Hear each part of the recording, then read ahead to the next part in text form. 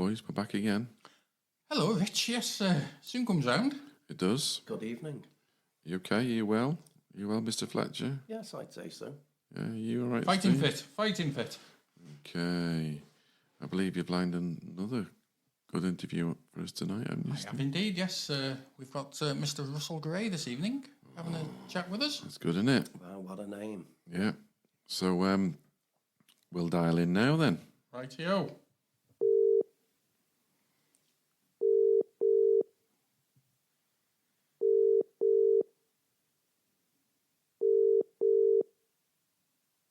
Hello. Hello, Russell. It's Steve. Hang on. Hello. Hi, how are you doing? I'm good. How are you doing? Great, thank you. Thank you for spending the time with us this evening. I've got Not Rich, at all. I've got Rich and Doug, my two compatriots with the Brass Monkeys here. Good evening, Russell. Good evening, Russell. Good evening. Good evening. Thank you very much for doing this. It's great. Not at all. It's a great pleasure. Thanks for inviting me. Yeah, no problem at all. I want to start off because you're one of my heroes, to be honest. I'm a cornet player, and Oh, bless you. I just wanted to know what got you started on God's instrument then. Well, my father used to play before I was even born. Actually, he was a trumpet player, and I actually never heard him playing, but I knew he had a trumpet in the attic in the house. And I was very lucky when I was at primary school that they actually had an orchestra. Oh, wow. So when one of the trumpet players graduated to secondary school, there was a gap in the orchestra, and it gave me the perfect excuse to get my dad to dig out the trumpet in the attic. Oh wow! And I started on that when I was 9 years old. Oh wow! That's 2 years older than when I started. Yeah. Ah, right. Yeah, but again, my dad persuaded me as well because he used to Oh, play really? years ago. Yeah, and that's how I got Wow. started. So it's nice to know that. Well, I didn't really persuade my dad more than I persuaded him Right. to get into the attic and find the instrument. So I was always curious. Oh, that's a nice way, yeah. That's a nice way to start, Yeah. isn't it? Because I think Absolutely. I was like most other people. I was sort of dragged there under false Oh, right, pretenses yeah. without knowing what I was letting myself in for. So yes. Yes, of course. And the rest is history. That's sometimes the way. Yes. That's mostly the way it happens. Yes. Yeah, I mean, the three of us grew up together in the band. Really, that's how we started. And that's how we met originally, didn't we? Yes. It was. So we've been doing it Awesome. ever since. So which bands are you involved with? Well, me and Douglas both play for Royal Buckley. Ah, okay. Yeah, in good old North Wales. Yes. And Steve, of course, is El Presidente of Hollywell. You're not Yes. playing at the moment, are you, No, I'm Steve? not playing at the moment, but they've got me as the president, so I keep me ear to the ground, if nothing else. Right.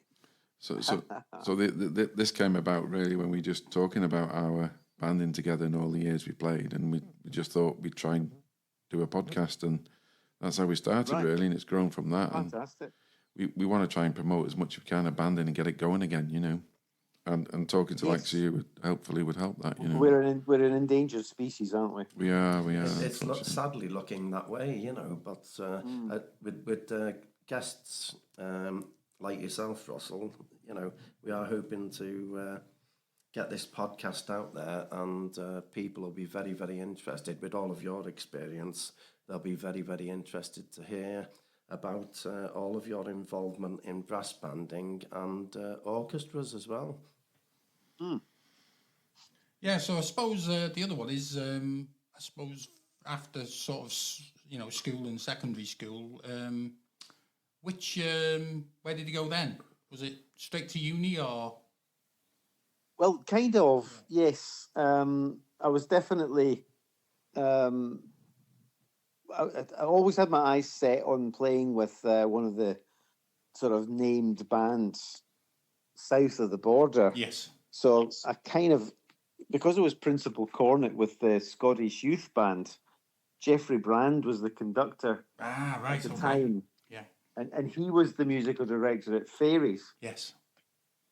And the principal cornet before me at the National Youth Band was a guy called Neil Smith, who was at the time playing Bumper Up with Yes. Fairies, and an ex principal cornet of the Clydebank Borough Band, which is the band I was playing with at the time, was also playing at Fairies, and that's Jimmy Leggett, Oh, who's oh, just right. had He's- his concert yeah, the he's other only, day just, there. he's only just hung up his mouthpiece, hasn't he?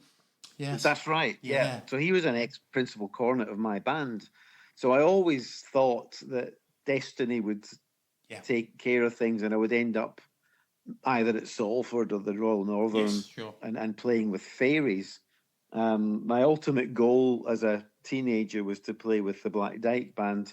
Yeah. And I remember I was parachuted into a Whitburn rehearsal one night. I think I must have been 16 or something like that. I was playing principal with Whitburn, and Philip McCann was doing the rehearsal. So they asked me to come in because they had a space Yes. just to fill the band up. And Philip, immediately after the rehearsals, asked me what my plans were. And I said, well, I'm thinking of Manchester and Fairies. And he said, why don't you think of Huddersfield and Dyke? Dyke, yeah. I thought, well, Wow, there's yeah. a choice. Yeah. All right then. So Wow. I pursued that dream, and I ended up having lessons with Philip in Huddersfield and playing with Dyke. Yeah. Wow. Fantastic. And at that age as So well. that was 16, was it, Russell? You were 16 then? That was 16 when I met Philip, and I moved to England when I was 17, and I joined Black Dyke on my 18th birthday. Wow. That's not a bad 18th birthday, is it? No, not It's one bad to at all. remember. Yeah. Yeah. So were you there for a while then, or how many years were you? I was there for a couple of years, and in that time, of course, you learn your trade. And that was the band that had been together for, 20 years. That was Peter Parks, Oh, wow. Yeah, Um, yeah. Derek Broadbent, Yeah. Philip McCann on principal cornet, John Clough on solo euphonium, Kevin Crockford, who's Wow. still hitting the high notes, Yeah. on soprano. I ended up sitting next to him on ripiano. Yeah. So it was a really good school to learn the trade Yes. as a player. Yes, indeed. Definitely good A company. lot of tradition, a lot of good practice, Yes. and great concerts. Yeah. So you can't really beat that one, can you? No. Wow, that's amazing. It's almost like starting at the top. Kind of, yeah. I was very lucky, Oh, really yeah, lucky, wow. knowing the right people. So did you? So university? Did you go? Which one did you go to? That was Huddersfield. Huddersfield. Yeah. Sorry, I thought that's what you said. That's Yeah. that's where I studied my playing. Yeah. Yeah. Right. Who were the brass teachers there at the time, Russell? Well, Philip was my teacher on cornet, and Geoffrey Witham was the Oh, yeah, yeah, euphonium teacher. David James, also the trumpet player, he was Wow. conducting No way. Grindthorpe at the time. Oh, wow. Yeah, I had a bit of tuition from him. Oh my God, that's not Wow. bad, is it? But even at school, my first teacher was Nigel Boddice, who was Yeah. at the time principal trumpet with the BBC Scottish Symphony Orchestra. And he was my first conductor. Yeah. And my regular every week private lesson was Geoffrey Bolt, who was the third trumpet player with the Symphony Orchestra, but he had the position of principal cornet with the Symphony Orchestra. Yeah.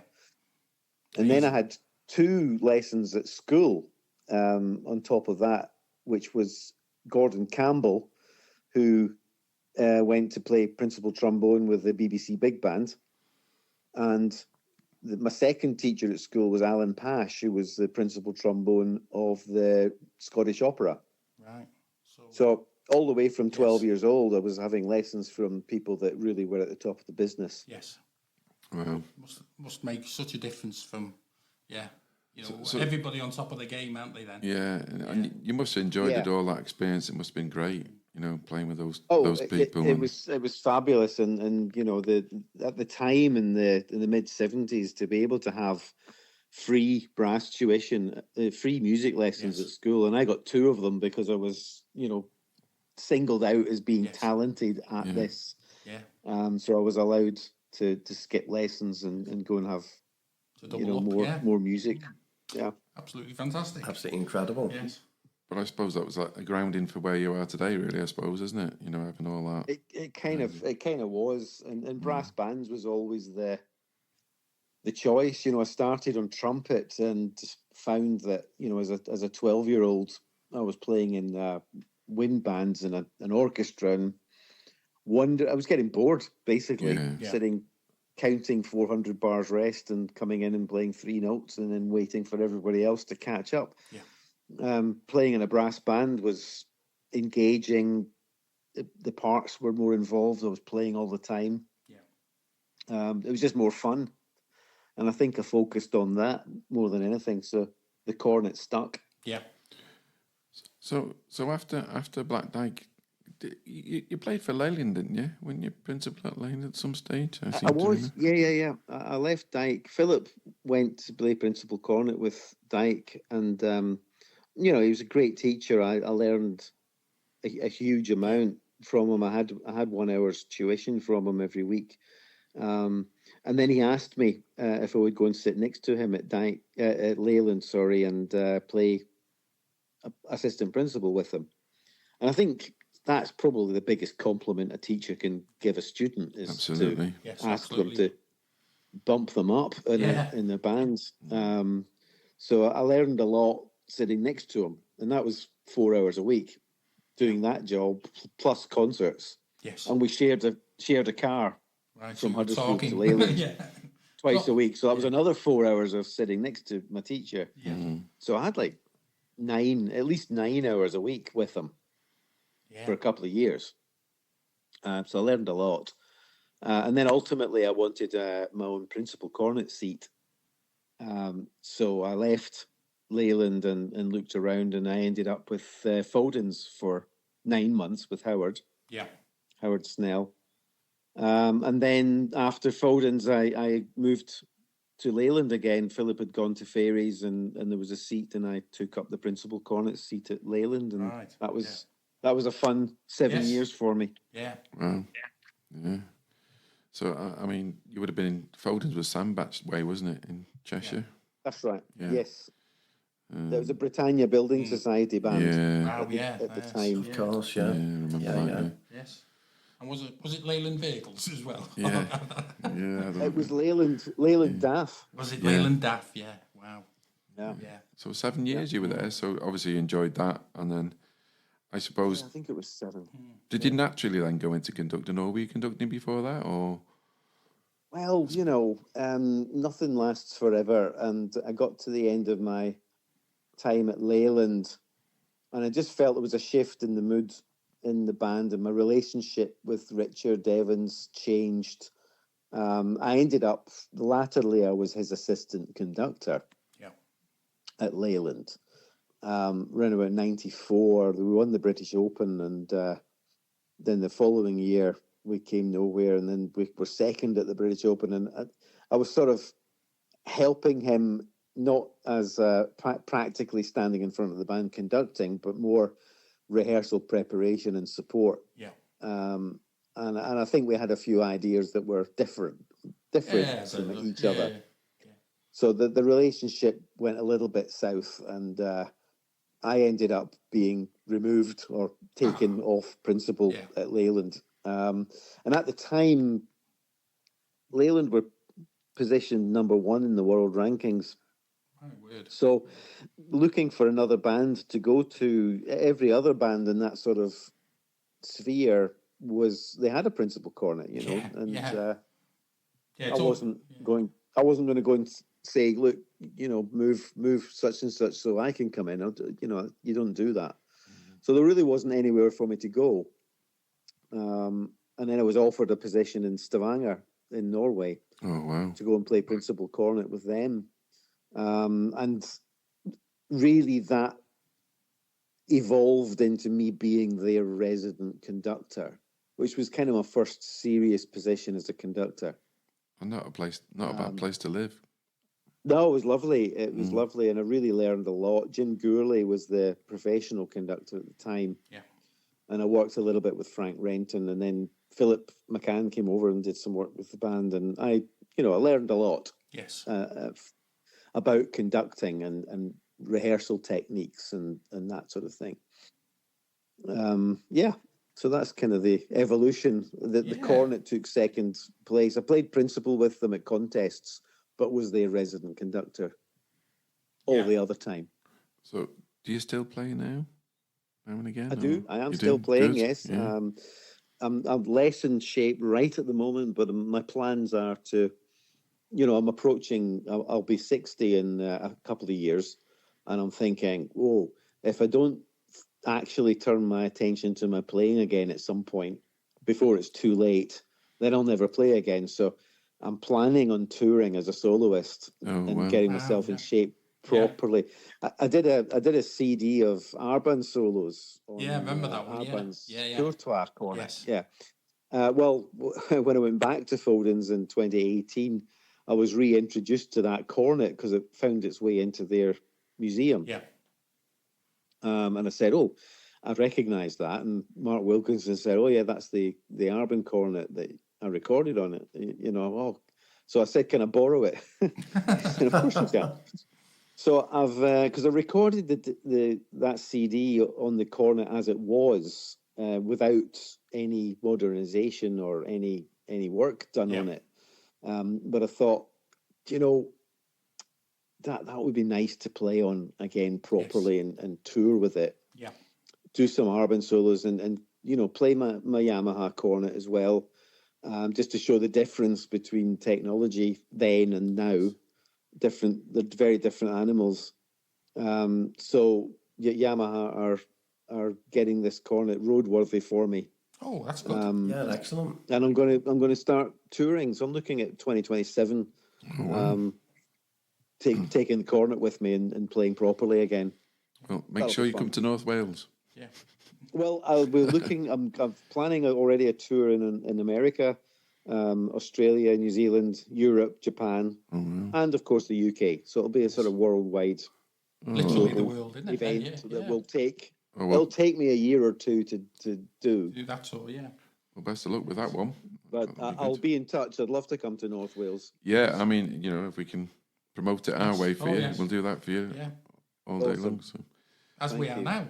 yeah. Yes. Yes. So that's your project going forward, is it? Is that where we are at the moment, or you Well, got other things as a in there? player, the conducting career is always ongoing. So I just think before I get too old and my fingers stop working, I think I'll get Yep. myself playing again properly. Because you know it's nice. I'm humbled that you remember me as a cornet player. That's lovely. Oh, 'Cause definitely, most yeah. people in the band world think of me as a conductor because that's pretty much all they know me as. Yeah. No, I knew you were a good, Yeah. not a bad cornet player. I struggled through. And I remember I was just talking to my wife today. We were reminiscing, and it was 2014 was the last British Open I played at with Dear me. Milnrow Band. Wow. She conducted. Yeah. That was yeah. I played principal cornet that day. Wow. What did you play? What was the test piece? That's a very good question. It was the Comitas piece. What was that? Started with it was variations on a theme. The bass started bom, bom, beam, ba ba beam, bom, bom. That was the Do you recognise opening that, Steve? statement. It'll get. Just a minute. You've quizzed him now. He's going to be looking for. Quick Google search. Yeah. Oh no, I can't Somebody- do it that way. Yeah, somebody will be as we're. Yeah. So- Somebody will let us know. Yeah. Yeah, I can't remember the piece. 2014, you said that was, yeah? 2014. Yeah. Yeah, I think it was. But that's a long time ago. Yeah. It is. It is. Yeah, time goes, doesn't No. it? That's the thing. Yeah. Can really I does. just ask you, Russell, how did you find the switch from conducting brass bands to conducting orchestrally? You know, there's a lot more variety of instruments there, isn't there? And There is. There's a lot more moving parts in an orchestra, and you know, I was lucky. I won the nationals at the Albert Hall in 2005 with Leyland, and you know, you get a trophy like that, you think you can conduct. Yeah. You think you've got some, you know, something Got it. about Yes. you. Yeah. You've got it, yeah. Yeah. And then it was the next year I won the Norwegian nationals with Stavanger on a particularly avant-garde, angular, not very obvious music. I can't remember what it was. It was called Klang. Oh, Christ. Interesting and- title. Yes, which just means sound in Norwegian, klang, Right. tone, colour. It's about that. It's about colours. And the adjudicator was Jim Gourley, and he said to me, "Oh, you should think about doing orchestral conducting." So I went to the Scottish Academy, and honestly, on a master's degree on conducting, I thought, having won the nationals, that I knew what I was doing or had an idea, and I was drowning for the first 3 months Wow. in the information that I was receiving and the demands on me. Just the language of gesture, how you move, affecting how people play and how to exert control over players just by the way you move. But what an experience, It was like a secret language, and I can only describe it like going from sepia tone into full high definition color. Wow. Yeah. Yeah. So, and actually, it really helps my brass conducting because I can apply techniques that I would use in front of string players, and it actually relates to how the air goes through an instrument, a brass instrument, and actually brass players can relate to it. Now, It's interesting. the other one there is you have got a book or a system out there, haven't you, as well, for the way of conducting. I've seen some Yes, I of the videos. do. The genesis of that was when I was conducting the Stavanger band. We worked with 2 psychologists for 12 months. And the 2 psychologists we had were responsible for getting the Norwegian football team back to the World Cup. And the parallels between sports psychology and playing a brass instrument in a brass band, preparing for a contest, is very similar. There's lots of parallels. And the study was about rehearsal productivity, maximizing it. And it boiled down to the first 10 minutes of a rehearsal being really important as to how much information a player can retain. And brass bands normally, traditionally, would play a hymn tune at the beginning of a rehearsal to warm up. Yeah. So the Messinoic method that I've got is based on that principle. Use a hymn tune or chorale at the beginning of a rehearsal, but not just play it through. You have to challenge the players. So music's very subjective. My dynamic mezzo forte, I know how much energy I'm going to put into my instrument to play mezzo forte, mine. But I don't know about you guys. Yes. I don't know how much energy you use to play your mezzo fortes. So we'll have 3 different mezzo fortes between the 3 of us. Yes. You need to take time to talk about balancing that and adjusting so that we get a collective mezzo forte that works. Yeah. That's just one dynamic. Yeah. But you can do that. You can talk about these things in the first 3 minutes, 5 minutes of your rehearsal. And that's a building block for your ensemble. And also things like, accents, tenutos, martellatos, they mean something to me, but they don't mean the same thing to everybody else. Yeah. So the Messinoic method is about standardizing all of those ideas and installing good, solid bass keystones in the structure so that a band has a culture about them and they do things by default. And that's all a framework that can be worked on in the first 5-10 minutes of a rehearsal. It becomes good practice. And I remember doing my Messinoic method before it was published. I started with Foldens in 2018. Yeah. And my second rehearsal with them, I spent 1 hour playing a chorale with them. And I went through my method. They looked at me like they were going to rip my arms off. But, when I did all that and we agreed on dynamics and articulations and things like that, I said, okay, just spend 30 seconds and look at your part and see if you can apply the knowledge that we've just done into your part and plan your moves, even dynamics, all that. And we played the piece and it was like I had done 8 hours of rehearsal on the piece without even looking at it. It was a completely different performance. Yes, sure. Very interesting. And then they won. It was Handel in the band. and then they won the nationals. Yes. Wow. There you go. I've always got this mezzo piano is the one for me because it's slightly louder piano and not as loud as where is it? it's that awkward one, isn't it? I always found that's the awkward It one is, for and me. I use the analogy of having a microphone in the room, and a mezzo piano dynamic is a dynamic that wants to kind of stay on the stage. So it's like having a sound cone over the band and a microphone just above the conductor's head. And if everybody focuses the sound to that point in the room, you get a lovely mezzo piano. Oh, that's good. But it's a visual aid. Yeah. And you can apply that whatever hall you walk into. Sitting on a stage, there's the podium, the mezzo piano. I want to keep that sound on the stage. Boom. And you work it out from there. I'll be getting you a book for my wife because she conducts she's the principal in our band. Great. But she's conducting a band near where we live. There's only a few of them, but she really enjoys doing it. And I only said last week to her, didn't I? yeah, Russell, you did. Yeah, Russell's the man. You did, Get yeah. his method. Yeah. So I'll pass it on But to her. it's not rocket science, but we're so keen to get onto the music and the repertoire. It's about building the band. Yeah. So the book's not about conducting; it's about band building. Yeah. And it just develops that culture within the band. I write at the beginning in the blurb about creating hive mind thinking.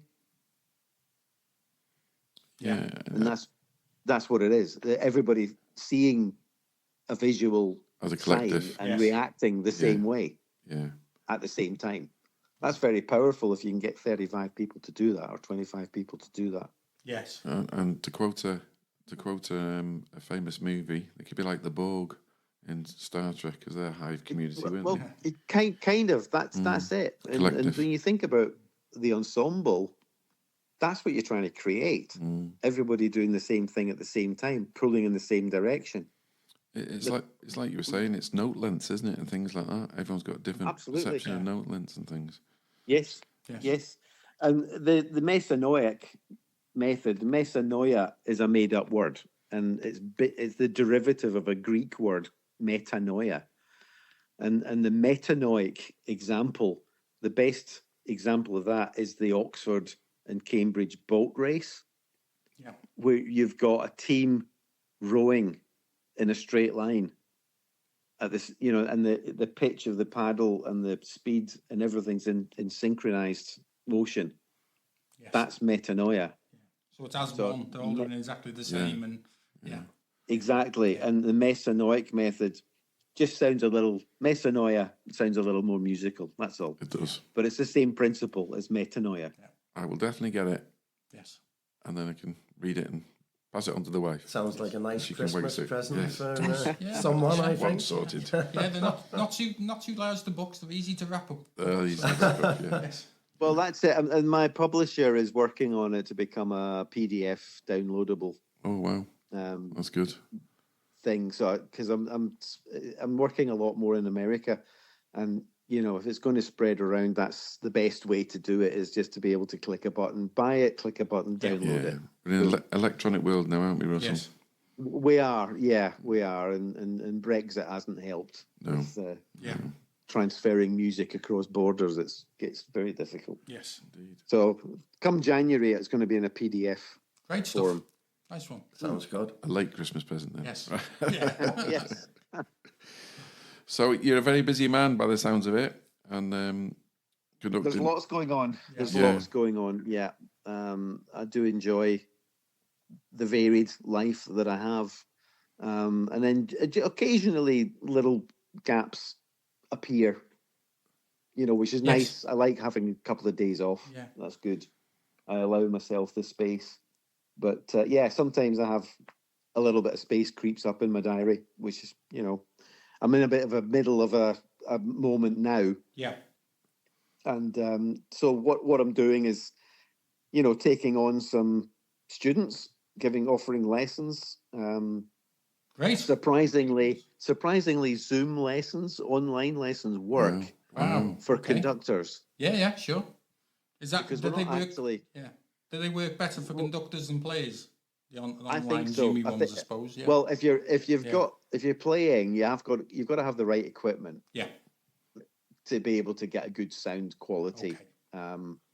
The bandwidth Yes. is. Well, I think we're getting there, and it is possible, but not many people have got the right microphones. Okay. So I find instrumental teaching online a challenge. Yeah. And I was a little bit dubious about doing it for conductors, but I did a project in Lithuania a couple of years ago about teaching conductors how to teach conducting. And it was a very interesting project, and we did it online, and surprisingly, it really worked, because we're talking about movement, and we're talking about score analysis, and, we're maybe reviewing a video Yeah. that's done separately. So teaching conducting online actually works. I quite enjoy that. Good to hear. And when I have students, if it's instrumental, they'll, I'll come to their house or they come to my house. It's quite nice. It's social. It's good. Yes. Yeah. Yeah. Maybe I'll sign you up for the wife then. You can do some conducting with you. Yes. Happily. Yes. Yeah. Yeah. Well, Great. I mean, it's been great to talk to you. It really has. It's been so nice, especially for me. It's been a pleasure. Thanks so much for Yes. creating the space and allowing me in to No, talk thank to you. you. Russell. No, thank you. By all means, and if you want to get in touch with Steve, if you ever need anything, and we can promote it, we're just getting started with the podcast, but we're getting quite a bit of interest now. So Good. Well, good luck to you both. yeah. Yeah. Thank you. All right. So thank you very much. I'll enjoy the rest of my evening off. It was nice to wave my wife off to band, and I can stay home. Even better. Great. She's out working, Yeah. and I've got my feet up on the couch. Oh, Well- that's good. And Lovely. Well, say hello to Marika from me anyway as well. I will do. Oh, Yeah, thanks, thanks very Russell. much. Thank you All very right, much. you have a good night. yeah, Thank and you. you, Take thank care. you Take again. care. Bye Take now. care. Bye. Bye now. Bye. That was great, guys, wasn't it? Yeah, it was great catching up with Russell. It's just great to speak to him. He's such a nice guy. Yeah, it was really nice, and He certainly came across, and I thought it was fantastic, the information on conducting. It's Yeah. a different way of looking at it, and it'll be very, very interesting for a lot of conductors out there. well, I mean, he was talking about his tour, and I hope he does come to North Wales, and if I can get to Yeah. go and listen, that'd be great. But a big thank you, Russell. That was appreciated a lot, and thank you very much, and the best of luck with everything that you've got planned Yeah. in the future. Definitely. So it's a bye from me. And it's bye from me. Goodbye from Doug.